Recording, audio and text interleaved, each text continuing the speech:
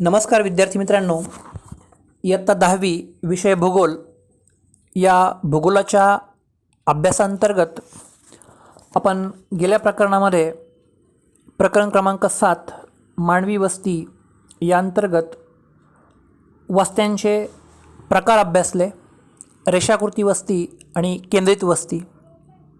Brazil आणि भारत या दोन्ही देशांच्या प्राकृतिक रचनेच्या अनुषंगानं आपण त्या देशांमध्ये कोणत्या वस्त्या आणि कोणत्या भागात त्या वसलेल्या आहेत याचा अभ्यास केला. ब्राझीलमध्ये किनारी भागामध्ये दाट लोकवस्ती आढळते, त्याची कारणमीमांसा आपण केली. तदनंतर नागरीकरण हा एक महत्त्वाचा मुद्दा आपण दोन्ही देशांच्या बाबतीमध्ये तुलनात्मक अभ्यासला. आज आपण प्रकरण क्रमांक 8 अर्थव्यवस्था आणि व्यवसाय या प्रकरणाचा अभ्यास करणार आहोत. सुरुवातीला तुमच्यासमोर एक जोड स्तंभालेख दिसतोय. त्या स्तंभालेखाचं शीर्षक स्थूल राष्ट्रीय उत्पन्न सन 1960 ते 2016 आहे. एक्स अक्षावरती वर्ष दिली आहेत आणि वाय अक्षावरती उत्पन्न दिलं आहे दशलक्ष US डॉलरमध्ये. आणि ब्राझील देशासाठी निळी रंगछटा वापरली आहे, भारत देशासाठी लाल रंगाची रंगछटा वापरली आहे आणि संयुक्त संस्थाने यांसाठी हिरव्या रंगाची रंगछटा वापरली आहेत. या जोड स्तंभालेखावर आधारित काही प्रश्न या ठिकाणी विचारलेत. त्या प्रश्नांची उत्तरं आपल्याला मिळवायची आहेत. पहिला प्रश्न आहे, 2016 साली कोणत्या देशाचे राष्ट्रीय उत्पन्न सर्वाधिक होते व किती होते? आपण जर जोड स्तंभालेखाचं काळजीपूर्वक निरीक्षण केलं तर आपल्याला उत्तर लक्षात येईल. 2016 साली अमेरिकेची संयुक्त संस्थाने या देशाचे राष्ट्रीय उत्पन्न सर्वाधिक होते व ते 1850 दशलक्ष US डॉलर इतके होते. प्रश्न क्रमांक 2 आहे, ब्राझील आणि भारत यांची तुलना करता 1980 साली कोणत्या देशाचे राष्ट्रीय उत्पन्न अधिक होते? त्याचं उत्तर आपल्याला निरीक्षण केल्यानंतर असं मिळेल की ब्राझील आणि भारत यांची जर आपण तुलना केली तर 1980 साली ब्राझीलचे राष्ट्रीय उत्पन्न हे भारतापेक्षा अधिक होते. पुढचा प्रश्न आहे, ब्राझील आणि भारत यांची तुलना करता 2016 साली कोणत्या देशाचे राष्ट्रीय उत्पन्न हे अधिक होते? त्याचं उत्तर आपल्याला मिळेल, ब्राझील आणि भारत यांची तुलना आपण केली तर 2016 साली भारताचे राष्ट्रीय उत्पन्न हे अधिक होते. पुढचा प्रश्न आहे, 2016 साली भारत आणि ब्राझील या देशांमधील स्थूल राष्ट्रीय उत्पन्नातील फरक सांगा. तुम्ही जर आलेखाचं निरीक्षण केलं तर उत्तर तुम्हाला मिळेल, 2016 साली भारत व ब्राझील या देशांमधील स्थूल राष्ट्रीय उत्पन्नातील फरक हा सुमारे 10 दशलक्ष US डॉलर इतका होता. आणि शेवटचा या जोड स्तंभालेखावरती प्रश्न आहे, साल 2016 मधील विकसित राष्ट्रे व विकसनशील राष्ट्र यांच्या स्थूल उत्पन्नातील फरक सांगा. तर 2016 मधील विकसित राष्ट्रे व विकसनशील राष्ट्रे यांच्या स्थूल उत्पन्नातील फरक सुमारे 1680 ते 1690 दशलक्ष US डॉलर इतका होता. हे तुम्हाला आलेखाचं निरीक्षण करता लक्षात येईल. विद्यार्थी मित्रांनो, आलेखाचं असो किंवा नकाशाचं असो, आपल्याला निरीक्षण हे करता आलं पाहिजे आणि आपल्या ज्या काही महत्त्वाच्या नोंदी बाबी आहेत त्या नोंदवता आल्या पाहिजेत. आता पुढे तुमच्यासमोर एक तक्ता दिसतो आहे. त्याच्यामध्ये 3 कॉलम केलेत. पहिला कॉलम आहे भारत, दुसरा कॉलम आहे क्षेत्र अथवा विभागाचा आणि तिसरा कॉलम आहे ब्राझील या देशाचा. आपल्याला हा तक्ता भरायचा आहे. तो भरायचा कशा प्रकारे, तर जे काही क्षेत्र किंवा विभाग दिलेले आहेत त्या क्षेत्रावरती मालकी हक्क कोणाचा, एकतर खाजगी मालकी असते किंवा सार्वजनिक मालकी असते, किंवा काही काही क्षेत्रांवरती खाजगी आणि सार्वजनिक अशा दोनही घटकांची मालकी हक्क असू शकतो. तर मग आपल्याला ब्राझील देशाबाबत काही क्षेत्रांची माहिती ऑलरेडी दिलेली आहे. आता आपल्याला क्षेत्र तीच आहेत, फक्त देश बदलतो आहे, भारत देश येतो आहे. तर भारत देशामध्ये त्या विशिष्ट क्षेत्राबद्दल मालकी हक्क कोणाचा आहे त्या बाबी आपल्याला नोंदवायच्यात. उदाहरणार्थ तुमच्यासमोर तक्ता आहेच. पहिलं क्षेत्र आहे बँकांचा व्यवसाय. आता ब्राझील देशामध्ये बँकांचा जो व्यवसाय आहे त्यावरती खाजगी आणि सार्वजनिक अशा दोनही प्रकारची मालकी हक्क असतो. म्हणजे बँका काही खाजगी आहेत तर काही सार्वजनिक आहेत. आता भारत देशाच्या बाबतीमध्ये काय सांगता येईल, तर अगदी तसंच आपल्याला सांगता येईल की भारत देशामध्ये सुद्धा बँकांचा व्यवसाय हा खाजगी आणि सार्वजनिक असा दोन्ही प्रकारचा आहे. रेल्वेचा जर आपण विचार केला तर ब्राझीलमध्ये रेल्वे ही सुद्धा खाजगी आणि सार्वजनिक दोन्ही प्रकारची आहे. आणि भारत देशामध्ये मुख्यत्वे रेल्वे ही सार्वजनिक स्वरूपाची आहे. विमान वाहतूक ब्राझीलमध्ये खाजगी आणि सार्वजनिक अशा दोन्ही प्रकारची आहे. भारतामध्ये सुद्धा विमान वाहतूक खाजगी आणि सार्वजनिक अशा दोन्ही प्रकारची आहे. विद्युत निर्मितीवरती ब्राझीलमध्ये मालकी हक्क मुख्यत्वे सार्वजनिक स्वरूपाचा आहे. आणि भारतामध्ये सुद्धा विद्युत निर्मितीवरती मालकी हक्क मुख्यत्वे सार्वजनिक स्वरूपाचा आहे. लोह आणि पोलाद उद्योग यावरती ब्राझीलमध्ये मालकी हक्क मुख्यत्वे सार्वजनिक स्वरूपाचा आहे.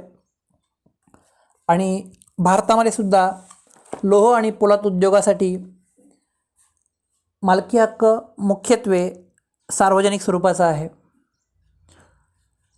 आरोग्यासंदर्भात किंवा आरोग्य क्षेत्राबाबत ब्राझीलमध्ये मालकी हक्क खाजगी आणि सार्वजनिक अशा दोन्ही प्रकारचा आहे. आणि भारतामध्ये सुद्धा मालकी हक्क आरोग्य क्षेत्रासंदर्भात खाजगी आणि सार्वजनिक अशा दोन्ही बाबतचा आहे. शिक्षण ब्राझीलमध्ये मुख्यत्वे सार्वजनिक आणि काही प्रमाणामध्ये खाजगी आहे. तर भारतामध्ये खाजगी आणि सार्वजनिक अशा दोन्ही प्रकारचं शिक्षण आहे. दूरसंचार विभाग हे जे काही क्षेत्र आहे यासाठी ब्राझीलमध्ये खाजगी आणि सार्वजनिक अशा दोन्ही प्रकारची मालकी हक्क आहेत. तर भारतामध्ये सुद्धा खाजगी व सार्वजनिक अशा दोन्ही प्रकारचा मालकी हक्क आहे. विद्यार्थी मित्रांनो, आपण यापूर्वी अर्थव्यवस्थेचे प्रकार अभ्यासलेले आहेत. अर्थव्यवस्था किंवा तिचे प्रकार कोणते, तर अर्थव्यवस्थेचे आपण यापूर्वी भांडवलशाही अर्थव्यवस्था, खाजगी अर्थव्यवस्था आणि तिसरा प्रकार मिश्र अर्थव्यवस्था असे 3 प्रकार आपण यापूर्वी शिकलेलो आहोत. कोणत्याही देशाची अर्थव्यवस्था ही त्या देशातील व्यवसाय, त्या व्यवसायाचे प्रकार आणि त्याचा विकास यावर अवलंबून असते. आता पुन्हा एक तक्ता तुमच्यासमोर दिसतोय.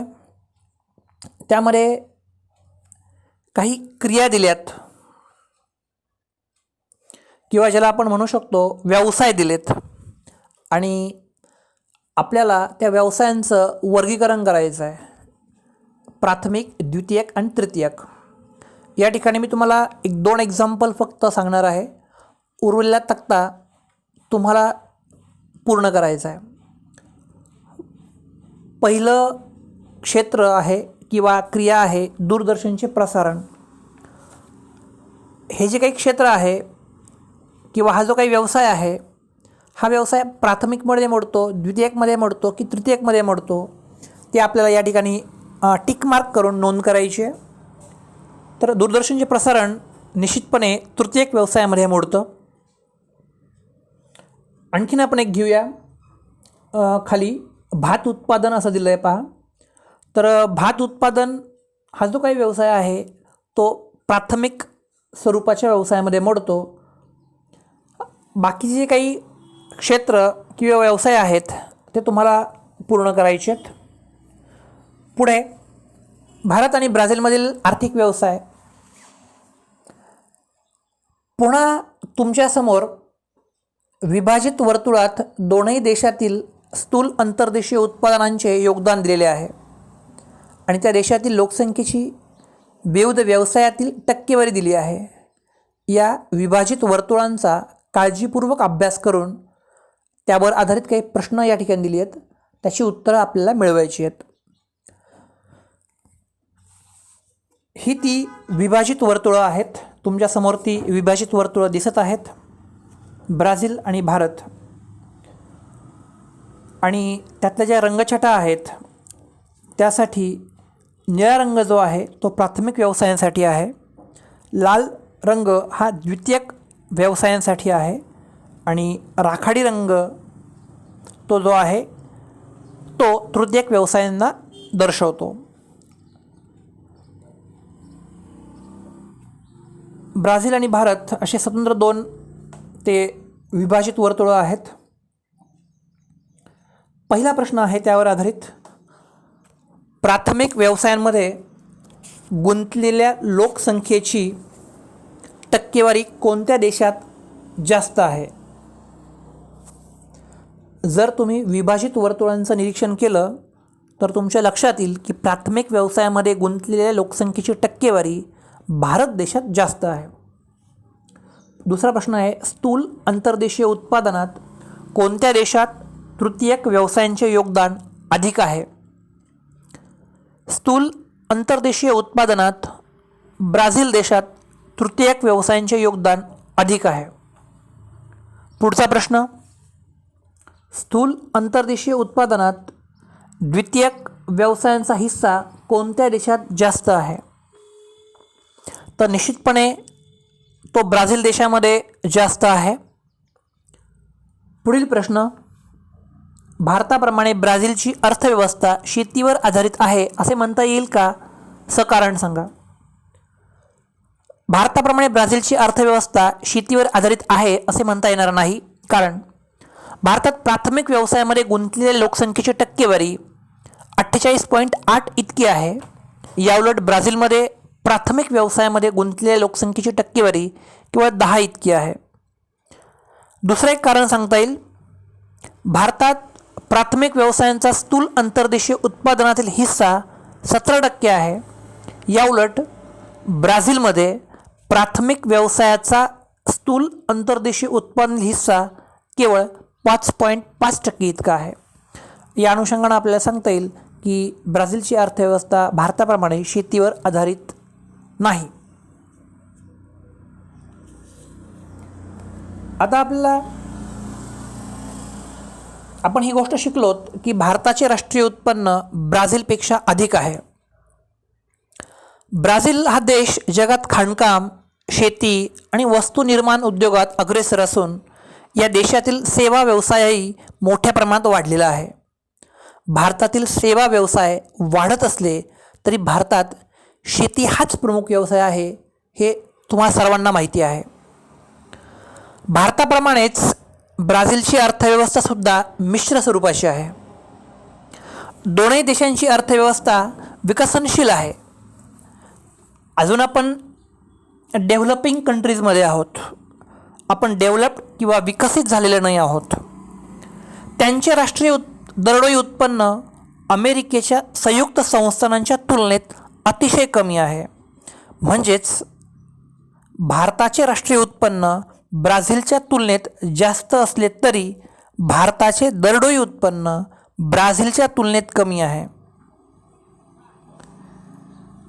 म्हणजे ज्या देशाचं दरडोई उत्पन्न जास्त तो देश विकसित किंवा विकसित होण्यासाठीचा जो काही एक नियमावली आहे तर त्याच्यामध्ये आपण बसत नाही आहोत.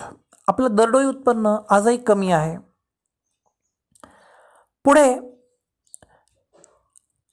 अमेरिकेची संयुक्त संस्थाने हा एक विकसित देश आहे.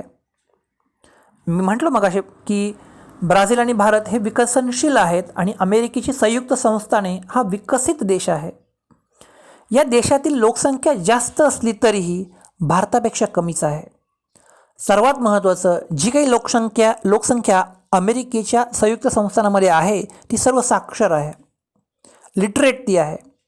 या देशाकडे अनेक स्वामित्व हक्क म्हणजेच पेटंट्स, म्हणजे अनेक गोष्टींचं इनोव्हेशन या देशांनी तयार केलं आहे. आधुनिक तंत्रज्ञान असेल, यांत्रिक बळाचे सामर्थ्य असेल, या बाबतीमध्ये हा देश अग्रेसर आहे. भारतापेक्षा आणि ब्राझीलपेक्षा खूप पुढे आहे. आणि याचमुळं या देशाचं राष्ट्रीय दरडोई उत्पन्न भारत देशापेक्षा अधिक आहे. भारत आणि ब्राझील हे देश विकसनशील आहे. अत्याधुनिक तंत्रज्ञान, शिक्षण, उद्योग याबाबत हे देश प्रगतीपथावरती आहेत. स्थूल राष्ट्रीय उत्पन्न जास्त असले तरीही भारताची लोकसंख्या जास्त असल्याने भारतातील दरडोई उत्पन्न ब्राझीलच्या तुलनेत कमी आहे.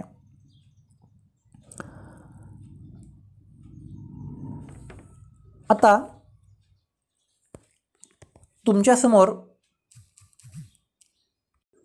तुमच्यासमोर आकृती 8.3 दिसत आहे. ती आकृती म्हणजे ब्राझील देशाचा नकाशा आहे आणि ब्राझीलमध्ये असणारे प्रमुख प्राथमिक व्यवसाय यांचा तो नकाशा आहे. तर आपल्याला त्या 8.3चं निरीक्षण करून प्रश्नांची उत्तरं द्यायची आहेत. नकाशा तुमच्यासमोर आहे आणि पहिला प्रश्न आहे, ब्राझीलच्या कोणत्या भागात कॉफीचे उत्पादन प्रामुख्याने घेतले जाते? जर तुम्ही सूची बघितली आणि नकाशाचं निरीक्षण केलं तर तुमच्या उत्तर लक्षात येईल, ब्राझीलच्या आग्नेय किनारपट्टीच्या भागात कॉफीचे उत्पादन प्रामुख्याने घेतले जाते. दुसरा प्रश्न आहे, ब्राझीलमध्ये कोणकोणती अन्नधान्य पिके घेतात? सूचीचं निरीक्षण करा आणि नकाशामध्ये त्यासाठी वापरलेलं सांकेतिक चिन्ह पहा. जे अधिक वेळा आलं आहे ते पीक ब्राझीलमध्ये प्रामुख्याने घेतलं जातं. तर उत्तर आपल्याला नक्कीच मिळेल, भात व मका ही अन्नधान्य पिके प्रामुख्यानं ब्राझीलमध्ये घेतली जातात. पुढचा प्रश्न आहे, ब्राझील पिकांचं वितरण लक्षात घेता ब्राझीलमधील हवामानाचा अंदाज आपल्याला करायला सांगितला आहे. तर आपल्याला सांगता येईल की ब्राझीलच्या किनारपट्टीच्या भागात तांदूळ, काकाओ या पिकाचे उत्पादन होते. तांदूळ, काकाओ इत्यादी पिकांना उष्ण व दमट हवामान व भरपूर पर्जन्य लागते. म्हणजेच ब्राझीलच्या किनारपट्टीच्या भागात उष्ण व दमट हवामान असते व तेथील पर्जन्याचे प्रमाणही तुलनेनं अधिक असते. ब्राझीलच्या उच्चभूमी भागात कॉफी, सोयाबीन, संत्री इत्यादी पिके घेतली जातात. ज्या अर्थी ही पिकं त्या देशामध्ये घेतली जातात त्या अर्थी ब्राझीलच्या काही भागामध्ये मध्यम पर्जन्य व थंड हवामान आहे, असा आपल्याला निष्कर्ष काढता येऊ शकतो. आणि शेवटचा प्रश्न आहे त्या नकाशावर आधारित, रबराचे उत्पादन कोठे केंद्रित झालेले आहे? सूची आणि नकाशाचं जर निरीक्षण केलं तर तुमच्या लक्षात येईल, अमेझॉन नदी खोऱ्याच्या प्रदेशात रबराचं उत्पादन केंद्रित झालेलं आहे. आता आपल्याला ब्राझील देशामध्ये असणारे व्यवसाय त्याबद्दलची अधिक माहिती घ्यायची आहे. ब्राझीलमध्ये शेती हा व्यवसाय भारताप्रमाणे चालतो, त्या ठिकाणी तो व्यवसाय केला जातो. ब्राझीलची उच्चभूमी व किनारी प्रदेशात शेती हा व्यवसाय केला जातो. अनुकूल हवामान आणि तेथील भूरचना यामुळे विविध प्रकारची पिके या देशामध्ये घेतली जातात. भात आणि मका ही प्रमुख अन्नधान्यांची पिके या ठिकाणी आहेत. मका या पिकाचं प्रामुख्यानं मध्य भागामध्ये उत्पादन घेतलं जातं. कॉफी, सोयाबीन, काकाओ म्हणजेच कोको, रबर आणि ऊस या नगदी पिकांचे उत्पादनही मोठ्या प्रमाणावर ब्राझीलमध्ये घेतले जाते. ब्राझील हा कॉफी व सोयाबीनच्या निर्यातीत अग्रेसर देश आहे. कॉफीचे उत्पादन प्रामुख्यानं मिनास जिराईस, साओ पावलो या राज्यात घेतले जाते. या पिकांशिवाय केळी, अननस, संत्री व इतर लिंबूवर्गीय फळांचे उत्पादनसुद्धा या देशामध्ये घेतले जाते. गवताळ प्रदेशामध्ये गायी, शेळ्या व मेंढ्या पाळल्या जातात. त्यामुळे मांस उत्पादन आणि दुग्धोत्पादन हे व्यवसायसुद्धा शेतीवर आधारित पूरक व्यवसाय या देशामध्ये चालतात असं आपल्याला सांगता येईल. आता आपल्याला ब्राझीलमधला दुसरा महत्त्वाचा व्यवसाय खाणकाम त्याबद्दल अधिक माहिती घ्यायची आहे. तत्पूर्वी आकृती 8.3च्या आधारे आपल्याला काही प्रश्नांची उत्तर द्यायची आहे आणि मग खाणकामाकडे आपल्याला सविस्तर त्याचा अभ्यास करायचा आहे. आकृती 8.3वरती आधारित पुन्हा पहिला प्रश्न आहे, ब्राझीलमधील खाणकाम व्यवसायातील उत्पादने व उत्पादन क्षेत्राचा तक्ता तयार करा असं या ठिकाणी म्हटलं आहे. ब्राझीलमध्ये खाणकाम व्यवसायातून मॅग्नीज हे खनिज आपल्याला मिळतं असं आपल्याला दिसतं आहे आणि मॅग्नीज हे खनिज ब्राझीलच्या ईशान्येकडील प्रदेशामध्ये सापडतं हे आपल्याला लक्षात येईल. त्याचबरोबर बॉक्साईट नावाचं खनिजसुद्धा ब्राझीलमध्ये सापडतं आणि बॉक्साईट अमेझॉन नदी खोऱ्याच्या प्रदेशामध्ये सापडतं. त्याचबरोबर लोह खनिज हे ब्राझीलच्या मध्यभागात सापडतं आणि कोळसा जो आहे तो ब्राझीलच्या अतिदक्षिणेकडील प्रदेशामध्ये सापडतो असं आपल्याला सूची आणि नकाशाचं निरीक्षण करता लक्षात येईल.